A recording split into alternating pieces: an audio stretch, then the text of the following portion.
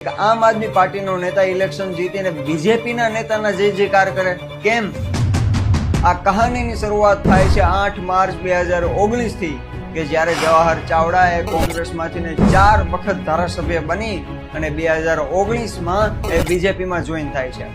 2019માં જ એ ઇલેક્શન લડે છે અને જીતે પણ છે. પછી 2022 ના ઇલેક્શન થી 2025 ના ઇલેક્શન સુધી ના તો એને કોઈ ટિકિટ આપવામાં આવી અને સાથે સાથે ઘણી બધી બાબતોમાં એની અવગણના એને ઇગ્નોર પણ કરવામાં આવ્યા. પણ ભાજપે ભૂલી જાય છે કે જો તમે બીજી કોઈ પાર્ટીમાંથી ને કોઈ સિંહને લઈને આવો છો ને તો એને એવો જ ખોરાક જોશે અને જો એ ભૂખો રહેશે તો એક સમયે તમે જ એનો ખોરાક બની જશો.